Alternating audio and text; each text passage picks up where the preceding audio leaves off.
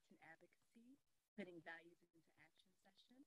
We're here to talk to you today about the intersection of art and advocacy, both within organizations and within work. Our three speakers today are Lisa Nelson, Adrienne Molina from Molina Speaks, and Richard Wallace. You can connect with them through this platform or at their email and sites at Lisa Nelson at cncolors.com, molinaspeaks.com, and Richard Wallace or .wallace at eatchicago.org.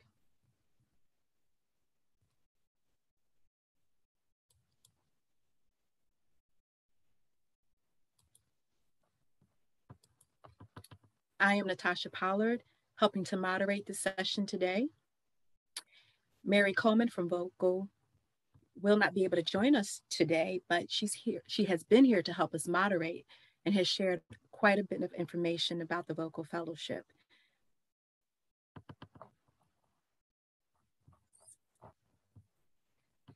The Vocal Fellowship is a program for social justice-oriented leaders, thinkers, doers, and believers who have an ideal for a new way to organize communities and bring about equitable social change, possibly within arts. You can also email Mary or go to vocal.org to learn more. Vocal's fellowship program is accepting applications for 2022 from now to October 31st.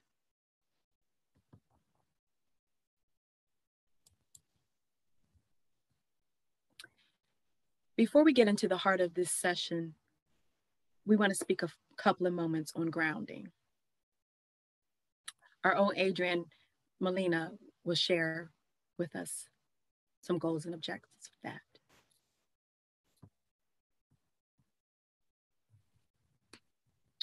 Good morning, everybody. I'm looking to share my screen, and it is not happening. What I'm trying to do here.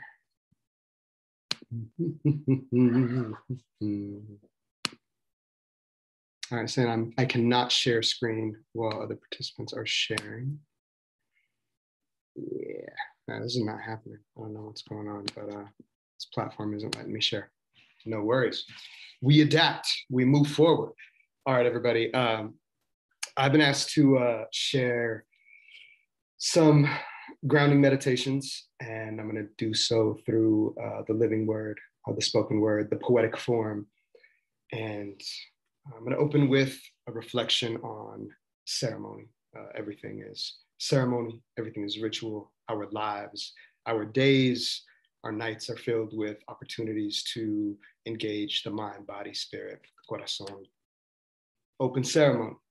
Aho, amen, ashe. Feel the land beneath your feet. Wait, push the sun above your crown.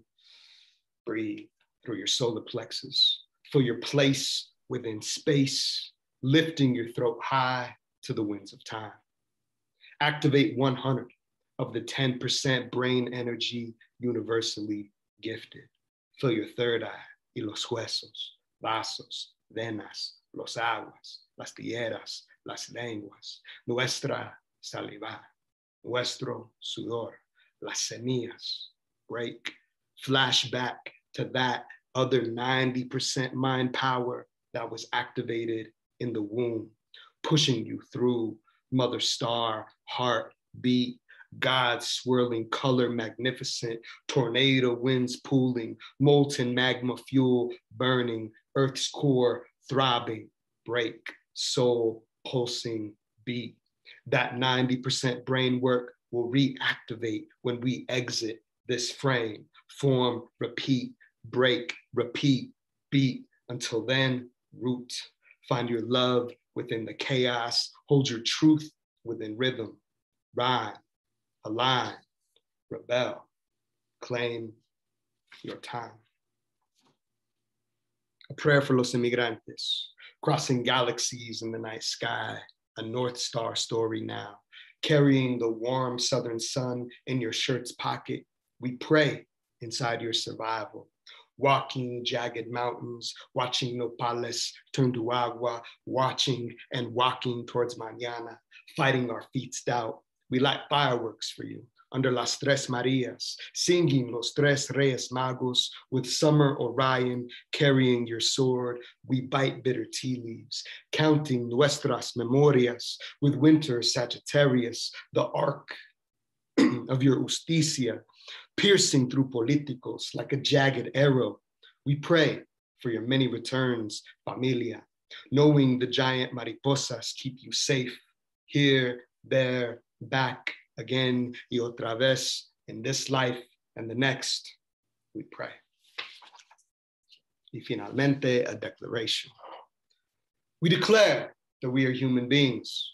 We declare that we have always been human beings. We declare our right to human rights, universal rights. We declare the rights of kings, queens, emperors, presidents, priests, priestesses, warriors, philosophers, teachers and students, elders and newborns. We declare our place here above all as spiritual entities with the right to exist without question.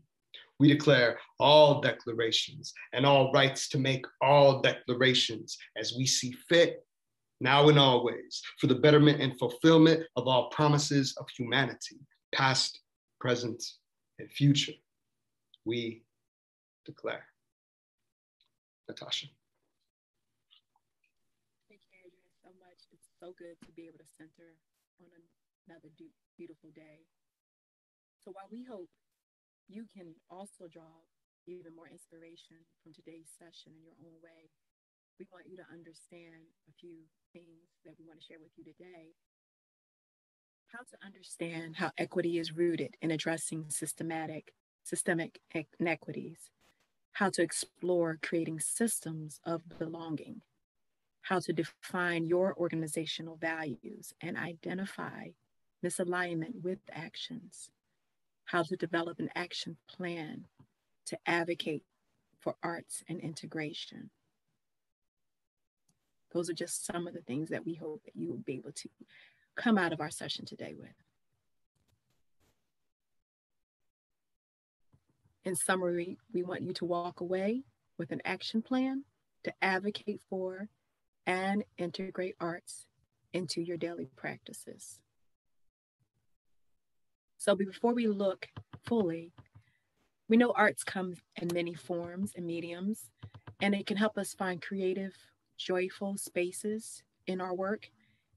So we need to understand the inequities that exist with a systemic intersectional lens. Here to help us through this portion is Rich Wallace with Equity and Transformation, also known as EAT, which is based in Chicago. Rich, if you don't mind, you can share with us now this time, and we look forward to hearing what you have to say to us today.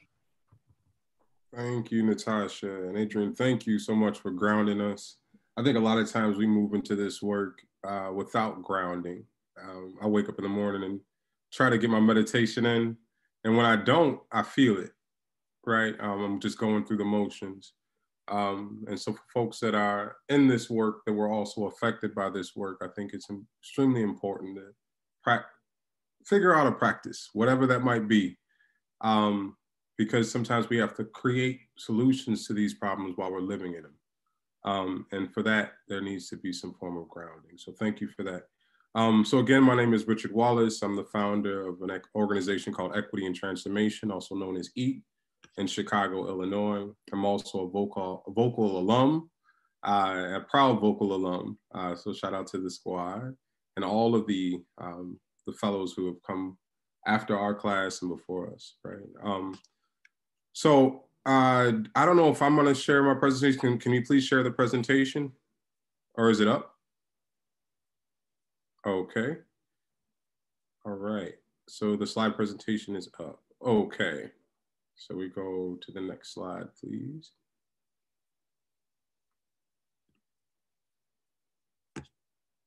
And continue going.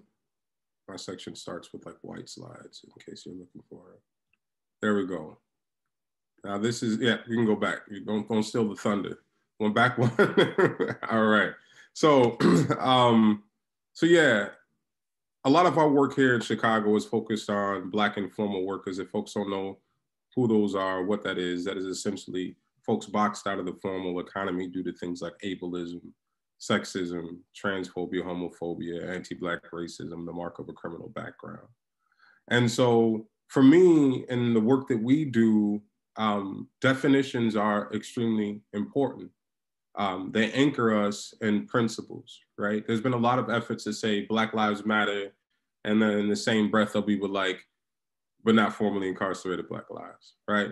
Or not trans Black lives, or not disabled Black lives. And so when we get to definitions, when we begin to define these terms collectively, we can build some form of solutions and move towards those goals. So definitions anchor us in principles. If we don't do the work of defining the kind of society we want to live in, we can't work towards those collective goals. You can go to the next slide. In order to achieve that, we need shared language, right? And so for me, I've heard the term racism. I think we've all heard racism in multiple ways. Sometimes it's just like a slur that someone says to somebody and like, that's racism. Like, yes, that is. Sometimes it's, you know, so that's some more of the explicit forms of racism. You know, slavery, that being something people like that was obviously racism, right? But in the more subtle forms, I think people have a hard time of defining it, right? So I want to put down a definition that I use, and this is also through a number of the organizations that we partner with also have a similar definition. So racism, for me, is the expression of racist policies and ideas that produce and normalize racial inequities, right? So it is the expression of racist policies and ideas that produce and normalize racial inequities. So as we go through the presentation, I want you to think about that in reference to what it is that we'll be going through. So for me, I think I want to live in an anti-racist society. Like I do not want to, and that when people hear the word anti-racist, they're like, I wonder what that means. And I want to live in a world without racism. Like I think that everyone should want to live in a world without racism, or othering, right? Which is a broader bucket where racism fits into, right? Racism is a form of othering. It is an expression of othering, right? So for me, I fight against racism. And so it's clear. And so, but when I say I fight against racism, what you need to know is that I'm fighting not only against what we define as what we consider like slurs and things like that, but I'm actually fighting against the ideas and the policies that are in place that support these racial inequities that we see in our city. So we can go to the next slide.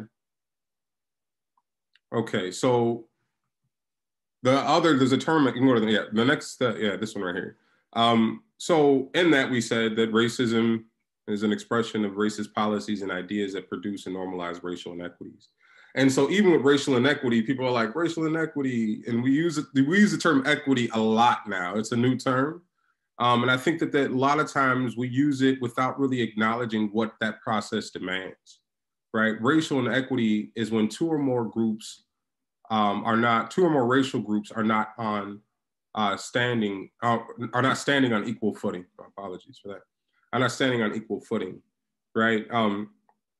So we're talking about racist ideas, right?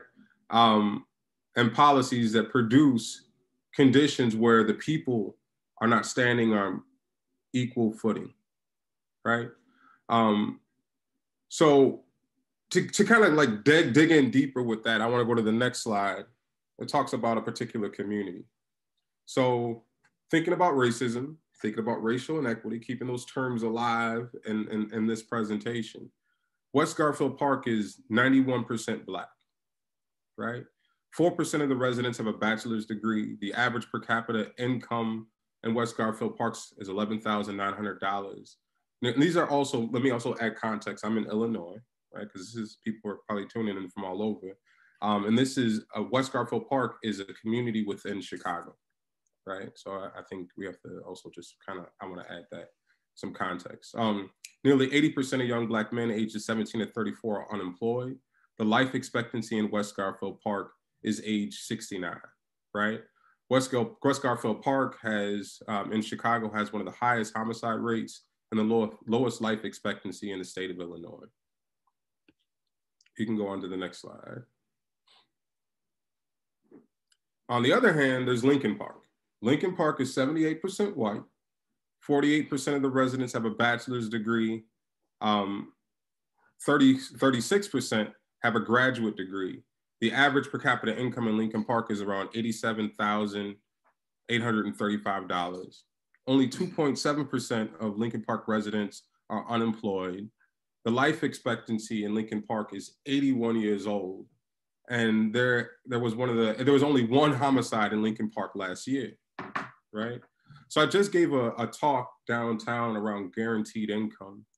And in that discussion, I was talking about the need for communication between communities like West Garfield Park and West Garfield Park and Lincoln Park, I'm sorry.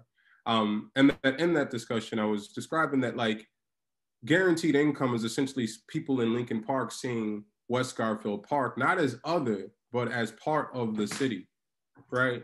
And that by seeing each other as part of the city, as seeing the residents in West Garfield Park as part of Chicago, it should be the people, if the people in Lincoln Park essentially are against racism and don't hold racist ideals and they're for equity, then they should be for guaranteed income, targeted guaranteed income for low-income communities, right? It is essentially saying to West Garfield Park, I see you.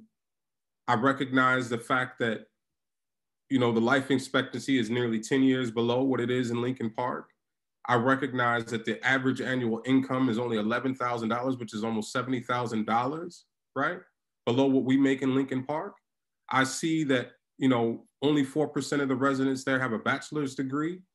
I see that, you have one of the highest homicide rates. And I, as a Lincoln Park resident who have all of these privileges in some way, right? That I'm going to do something about it, right? And also let's say that these provisions or these equity measures are not the end all be all, but they're a step towards the direction that we're trying to move in. And so these are the communities that when we begin to have these dialogues about how racism is operated within our communities and in our lived experiences, it is about not turning your back on communities in need, right? It is about demanding equity, right? And the cure to, one of the most unique pieces about the equity conversations is that equity is rooted in solving, and equity actually begins with solving the inequities, right? And sometimes people don't want to have that conversation because that actually requires you to do something, right? It's different than just saying, I'm fighting for equity. That's cute. Everybody should fight for equity. But what does that actually mean in your everyday life, right? That means that if you have a job, a full-time job with benefits, and you see someone who has no income, then you should be for them having some form of income, right? And that shouldn't be seen as like a handout or, some of the arguments that you hear that are counter to those of equity and or belonging are that if you do something for someone, then it'll, like, say for instance, the guaranteed income conversations that people won't work if they receive the guaranteed income. When in reality, it actually, most of the studies have proven that being able to get this guaranteed income, right, actually removes material barriers to finding full-time employment. Folks can pay for childcare. Folks can pay for gas. Folks can have a cell phone for somebody to call, for a job to call them back on, right? And so it's really about humanizing and not othering the people that you see as your neighbors, your comrades, your allies in this fight towards equity. And so that's really what I have to discuss today. And I'll pass it back to Natasha.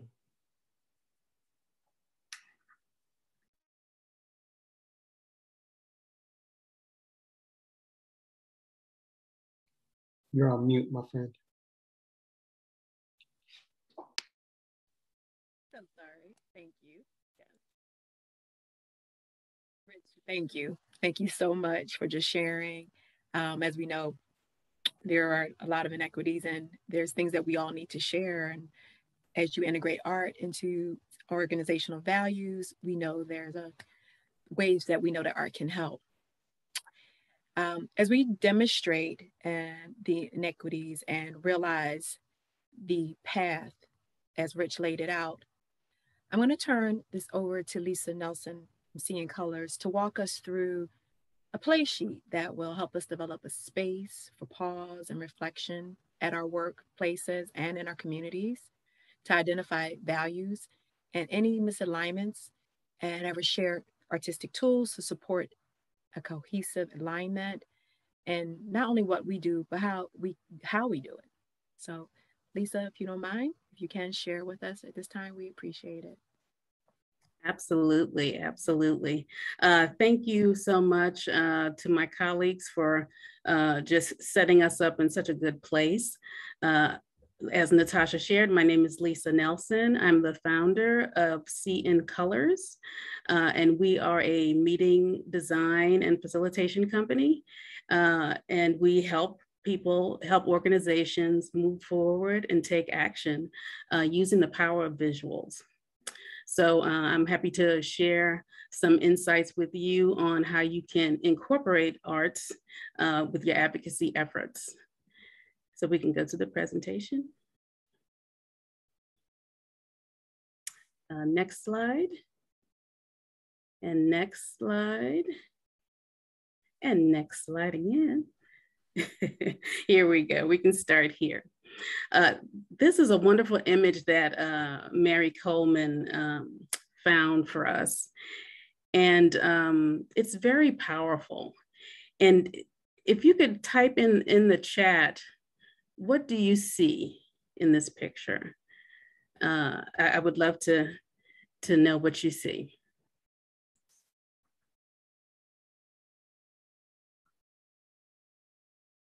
I'll give you a few moments.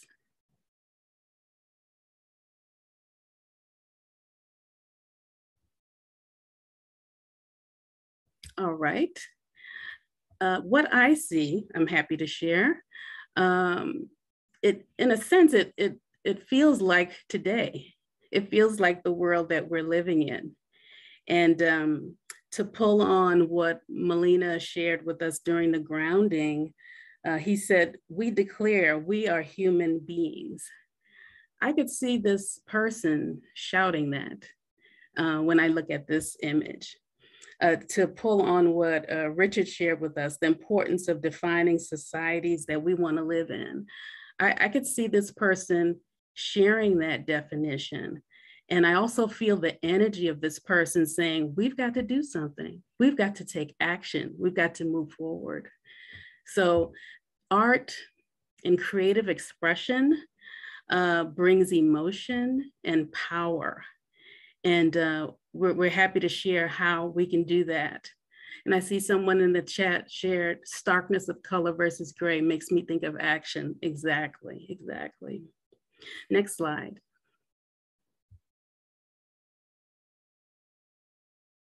Next slide. We're going to start putting it into action right now. So we're going to start off by talking a bit about values. And don't worry, the play sheet that we're going to have for you will have all of these prompts and questions. So it would be a great way to move forward with it. So when we talk about values, whether you're in a corporation, nonprofit, association, church, school, club, synagogue, family, government, local government, federal government, municipality, all of these things are connected. And we are unified by the values that we believe in. Share in the chat, if you would, some of the values that you may have as a part of your organization.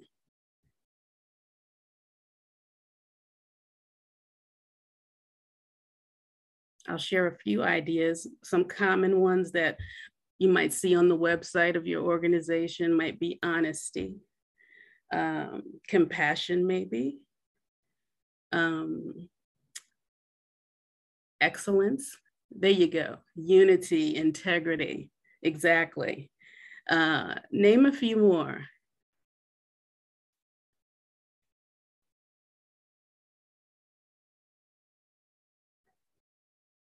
Trust. That's a huge one. Diversity. We can't forget that one. That one becomes, more and more popular to see, but not always evidence, right? So think about those values, because that is the starting point of where you can make a shift and make change happen. Next slide.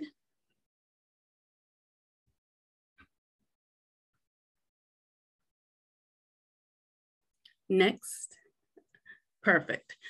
So which values, that might be at your organization, and you see diversity as a value on the website, but maybe you just feel like it's not quite there. It's not really hitting the mark, doesn't quite feel right, not really in step, out of step. Think about what those things are, and you can put them in the chat, or just reflect on it on your own.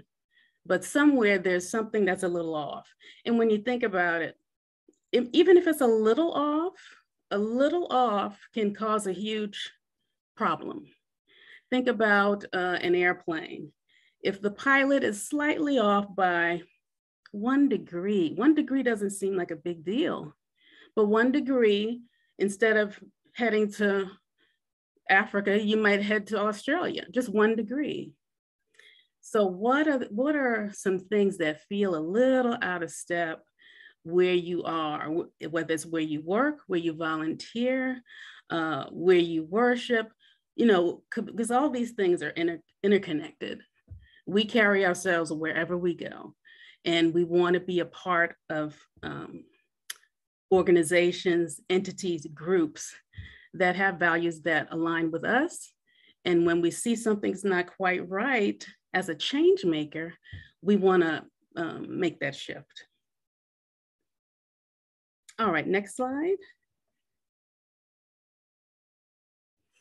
Now that you've thought through about, something that might be out of step, think about how you might change policies and practices in that area to make a difference.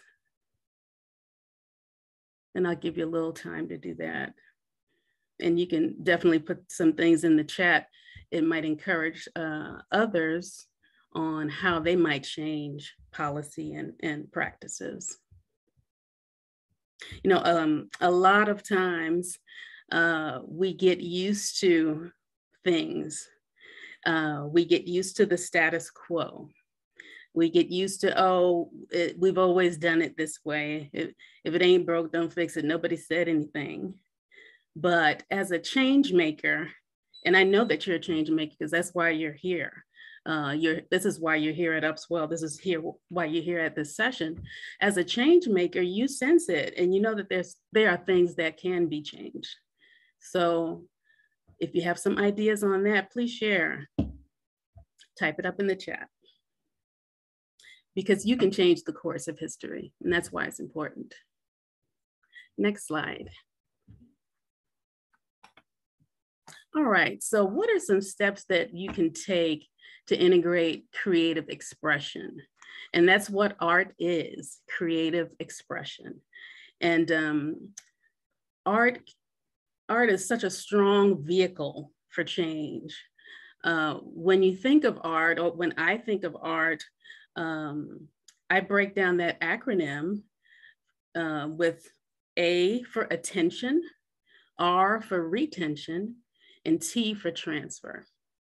And I think, how can we use art to accomplish those three things? When you think about, the murals that have played such an important part of speaking and expressing thoughts, hopes, fears, just like the picture on the left, art gets the attention of people. art can help with retention. There are certain images that we have seen where automatically we think back to what was happening at that time, whether it was the election of President Obama and the artwork that was done for that, or the mural of people like Breonna Taylor. Those are things that we just the retention comes in, and we have a group memory of that experience. And T for transfer. Art helps us transfer and mobilize. When I think about all of the murals that were put up in Washington, D.C., in the Black Lives Matter painting on the actual road, those things are a catalyst to transfer and make change. So I have a few things that you might be familiar with, things that fall under the art area. So like sculptures and music, drawing, painting, and theater. But I have a lot of question marks because there are a whole lot more. So I'd love for you to share in the chat some other forms of art that help with creative expression. And I'll give you a moment to do that.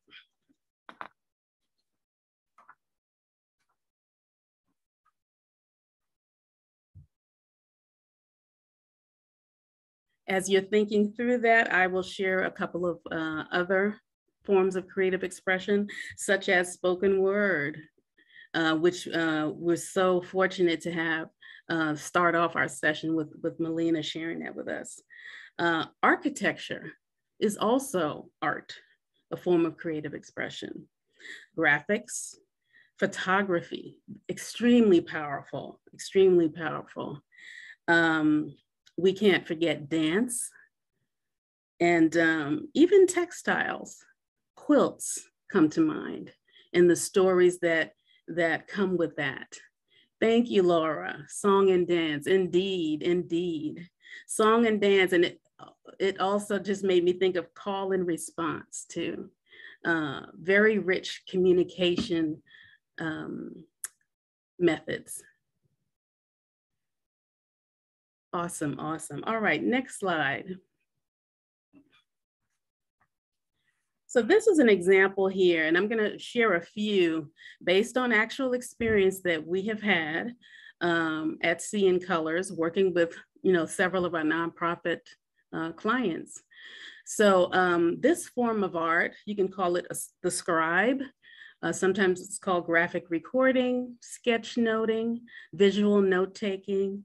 But it's a process of having a graphic recorder be the witness in the room, having that person draw a visual summary of the key points and highlights of what is actually being said, and using the actual words the way it was shared. So for this particular project, it was with the Aspen Leadership Institute. And this meeting happened right after the police murder of George Floyd. And this group of young leaders that are a part of this institute, the facilitators felt like it was very important to give them a space to breathe, express themselves, their fears, hopes, anxieties, and just a place to be. And all of this happening, this happened virtually. And our graphic recorder captured what he was hearing during that session. And this became a tangible takeaway of that gathering. And it marked that their voices were important. It marked that meeting together collectively was important. And it marked that what happened and how we react and what we do next is important. So art brings emotion, and it really highlights that this moment matters. And that's an example of that. You can go to the next slide. Knowledge walls. And this is another example from a project that we worked on with the United Way. And it was around an effort for the mayor of Cincinnati, who had an initiative around eliminating poverty in the city. So imagine being in a huge, conference room. There were probably about 15 tables or so, and having a mix of people at your table. I remember there were some young men from the Boy Scouts. I remember there was a minister at one table with the Boy Scouts, and then some government leaders. So they had a wonderful blend and intentional mix of people at each table. And as that was happening, I was a part of a team that was creating this huge knowledge wall that you see on the screen. And during the course of the day, we continued to build out the story using visuals. And starting with why we're here, then moving toward the middle of the day to what matters most, and then to where are we going.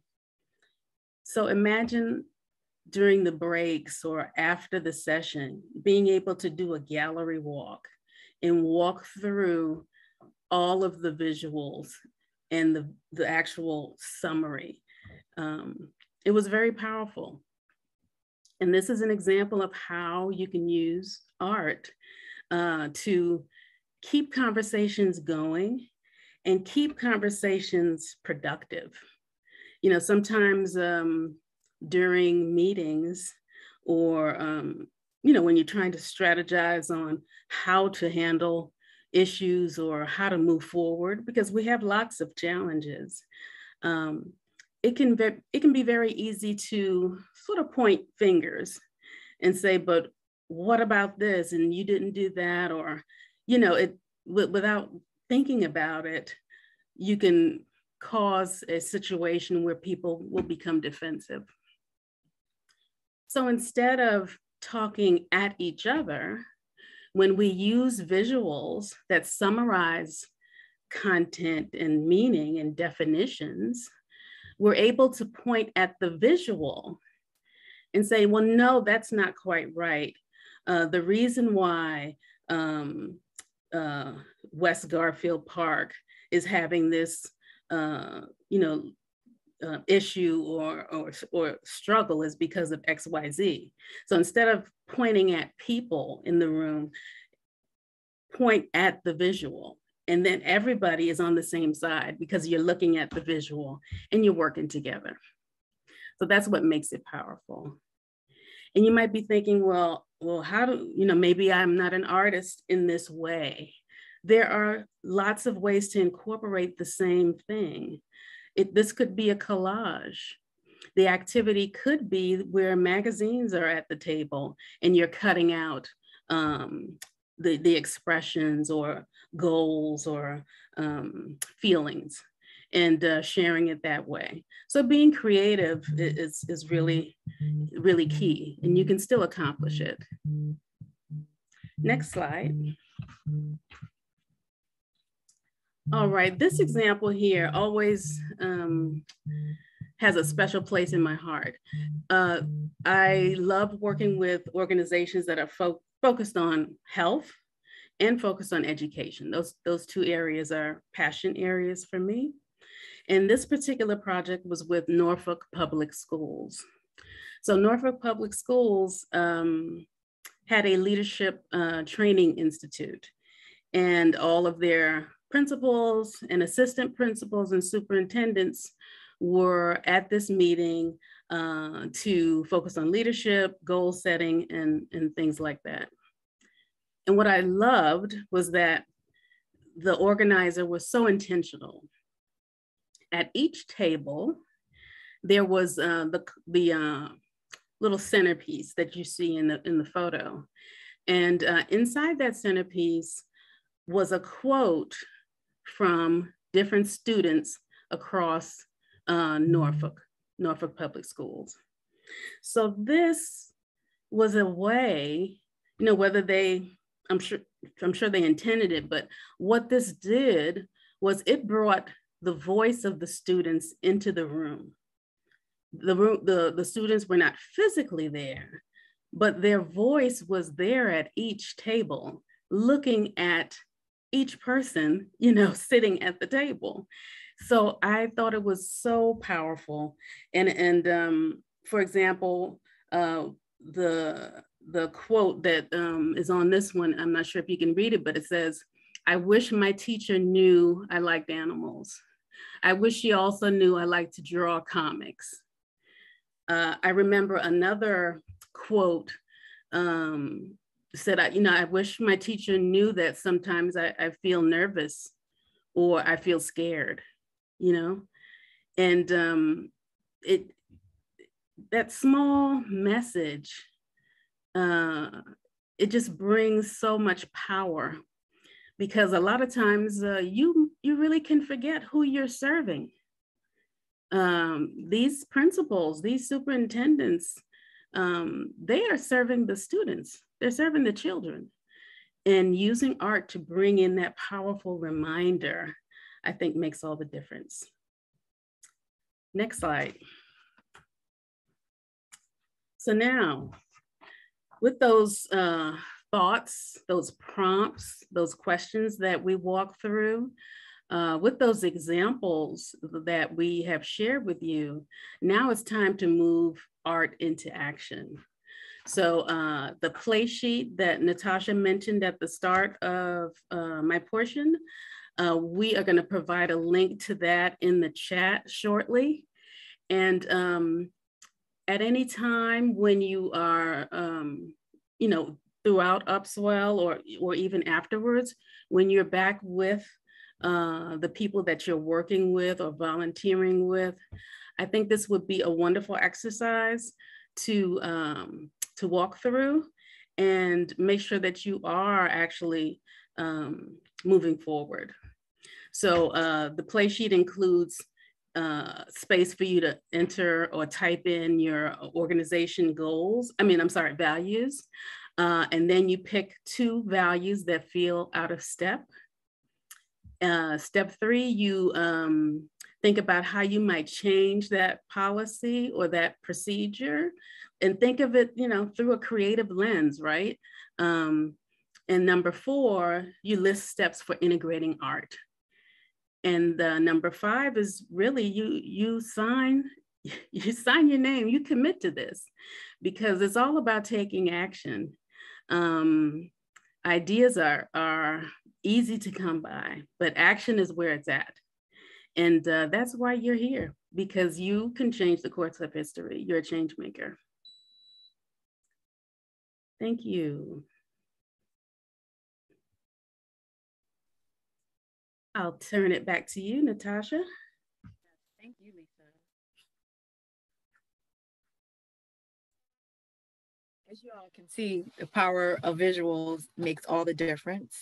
As we even shared some in the chat, thank you for expressing, everyone, just what you were seeing and feeling while Adrienne, Lisa, and Richard were talking, because as you can see, it does make a difference. It brings something out in you that is a little bit more than you probably ever felt you could express before.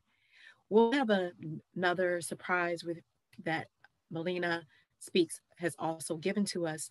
But in the meantime, I just wanted to ask, have some questions. We have some questions that you all have shared, and we thank you as well for sharing with us. It is a powerful exercise. And as you can see, art allows the emotion, as Lisa spoke on, and not only in a space where it's welcome now, but now it's even more needed. So we want to ask you to give us the power of your words back. Do we have some questions on what this exercise means to you? And first thing I wanted to actually ask Richard really quickly, if you can share with us, how has your work allowed you to, using the power of visuals as well as other things, to share with others? If you could take a few moments and share that with us. Yeah, so I'm an artist, but I was an artist way before I was an organizer. And so for me, just to view and to see things in society that other folks don't see and be able to interpret that, whether it be in written form. I think writing is another art form. Research is another art form, to find the things or to see the things that are unseen. And so what Equity and Transformation and our focus on Black informal workers, it was very unrecognized, unresearched demographic. But for me, it is the it is the hair braiders and the childcare providers in our community. It is the magic in Black communities and how we've survived all these years. It is the shoe shining. It is the bootlegger and the bootleg DVD person. It is the Eric Garners and the Alton Sterlings of our world. And it is giving a broadened definition and also a platform for them to speak up. And so for me, I think my organizing and our organizing at EAT is informed by art. And it is informed by, I think the magic that our people have consistently been able to produce, which generally is art in itself, right? And that it is hip hop, right? Hip hop came from the informal economy. It took somebody who was like, I'm gonna take my mama's record player and connect it, and I'm gonna become a DJ, and I'm gonna cut. And so we are art, So I think that's the way, if any, we incorporate art in our work. Lisa, I'll invite you as well to come back and share that same question. What you've gone through the presentation, but what does this mean to you, and where have you been able to capture it the most in what you do daily?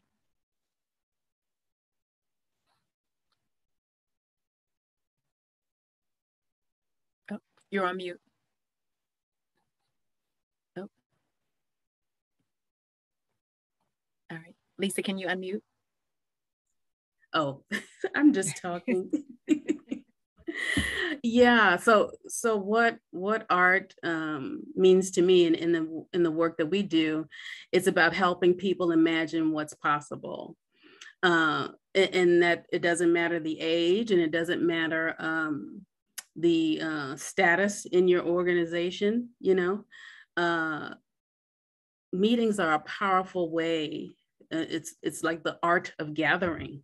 There is an art to gather people together. And with intention, you can really help people imagine what is possible. How change is constant, but change doesn't have to be a bad thing, right? And how you can move forward despite the circumstances. But back to the play sheet, how you can actually change policy and standards that are around you, and really do effective work, change-making work, life-changing work, and it's all possible. Sometimes you have to really remind yourself when you were a child.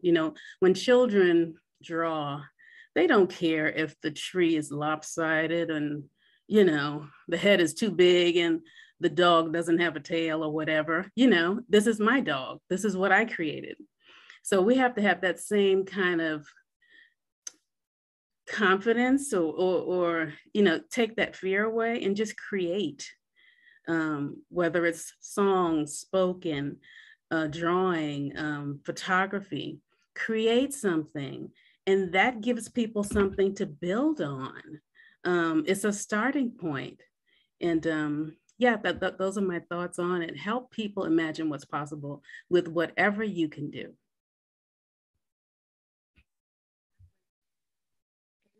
Thanks, Natasha. You're welcome. Thank you. Thank you for sharing. Adrian, I'm going to invite you lastly because I understand that you have created also a live scribe reflection. So in asking you that question as well and giving you that last opportunity to speak on what this means to you, we are going to see the integration of the spoken word into our spaces by what you've created. And I understand you're going to do some more information on the process and the purpose. So show us Let's some do more it. of Let's what go. this means in this Okay. space. I'm going to answer the question in the form of this Okay. poetic reflection. I was trying to show some visuals as well, but again, this platform isn't allowing me to use QuickTime Player for some reason. So I'm going to focus on the word. We ground in meditation today on the screen where you might be seen but not felt. Today it is poetry, breath, the living word, an opening, a moment to reflect and remember our tethers, a practice of grounding every day, every meeting, every function, every gathering. It can be anything. It should be art, rooted in our purpose, spiritual beings who have the opportunity to produce meaning. Every day we step into this work, the arena, warriors at war with the wars on us all. We are dealing with racism and inequity. We are reeling from the problems of inequality, in need of creative solutions so that we can unwind from the cycle.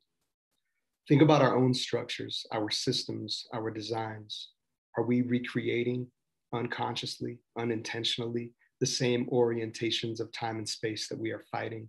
This rigid, boxed in gray, these time wars that reduce us to our economic function, that grind us into submission, control mechanisms that imprison us, divide us, confine us. Our task is to define us. We are dreaming of life in an anti-racist society, something other than the othering that covers us in dread, death, and destruction. It is about not turning your back on communities in need, and it is about redesigning and reclaiming our place on the land, among the trees, below the stars and the clouds, in our relations. The power of art, this declaration of humanity, our definitions of society, our action plans forward, the stark reality of color splashed upon a gray wall, a gray sky, a gray nightmare of climate disaster, this gray, our current world, hidden behind masks. We can change the course of history with our unity, integrity, our learning, collective acceptance, a belief in abundance, a cohesiveness, a deep trust in the antepasados, ancestors, a communication of greatness, not in the past, but in the future, because we are living it and recreating it now. What is art? Abundance and revolutionary transformation, awareness, revision, and truth, activation, resistance, time travel.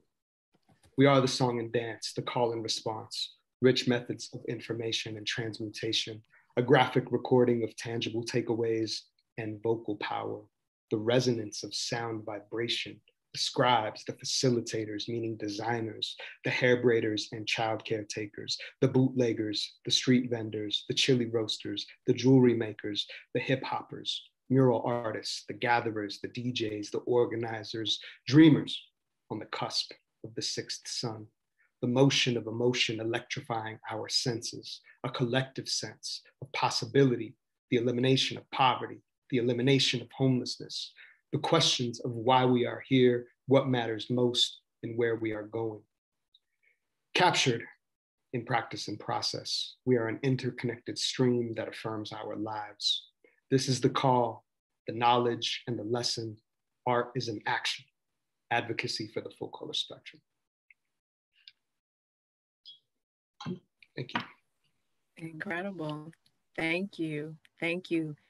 And I hope that everyone that is watching and observing everything, you can see, no matter if it's in a word form, and again, even in a visual form, how they combine, and you can see it all, and you can see it all come together.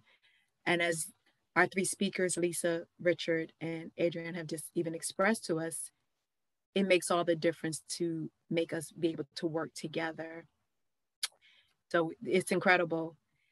I did see a one last question, and I'm going to, of course, introduce and give all of our all of those that are watching online, the opportunity to go back in and make sure you connect directly with Lisa, Richard, and Adrian, because one thing I know about all of them, they are always ready and willing and available to be able to just share what they do in their space and therefore in your space as well.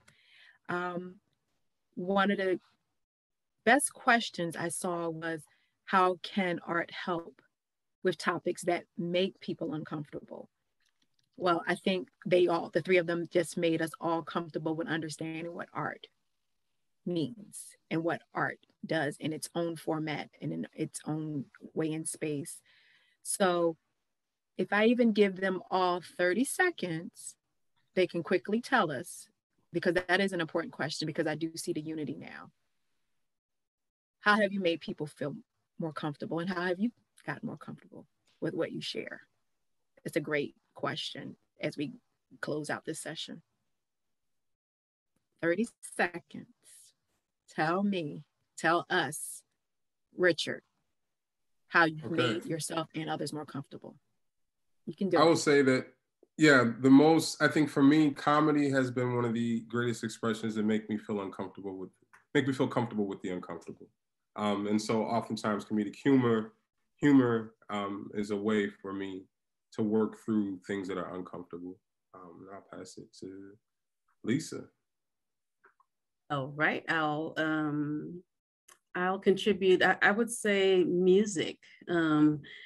Music has always been a way for helping to set the stage. And I think, in that art of gathering, it's important to create a safe space. And music can ease you through that process. Adrian. All right, so I will offer my answer here and make it like a closing note, because I don't think we have time to go into those other slides that I'm supposed to present, because we're at the end of time. So part of my job is to make people uncomfortable, right? Like as an artist, like it's part of our jobs. But I feel like there's resolution. It's like the artistic process, creative process. It brings us to revolution. But it brings us to a resolution of the discomfort that we might feel when we're dealing with each other, when we're dealing with difference, when we're dealing with difficult issues. So we are called to come together and to produce something, to create something, to find meaning in the discomfort. So the summation of what I was going to present in these closing slides is that every meeting, every gathering, every function, everything we do should incorporate creativity and the artistic practice. There's no reason not to. And if we want to be different, if we want to build a world that's different, we can't do things the way that they're done in the corporate boardrooms, in the institutions that create so much misery and oppression. Like it can't just be about the papers, like it's got to be more. It's got to be more than this stuff. It can't just be the to-dos and the tasks. We have to remember our culturas, our spirituality, our purpose, and that happens through the arts. So I challenge anybody who might be with us on the other side of these platforms, incorporate creativity in any form you can, in the simplest ways possible. Just do it to open and close everything you do, and you will see an evolution of the feeling, the spirit, the vibe, the purpose in your work. Thank you. Thank you. And again, we thank you, the three of you, Lisa Nelson, Adrian Molina, and Richard Wallace, for sharing who and what you are with all of us. We invite everyone that has looked at this session live, as well as those who will see it later, to make sure that you connect with the three of them in their space and place, as well as making sure that you talk again with us, and you can even connect through Vocal with their fellowship program. Vocal has brought us together to be able to share with you as well. So we want to make sure that that's something that you also know about. So feel free to connect with any of us that you've seen today. And we thank you for taking the time to just speak and be a part of this session for 1 hour. Here's to your creativity. Go forth.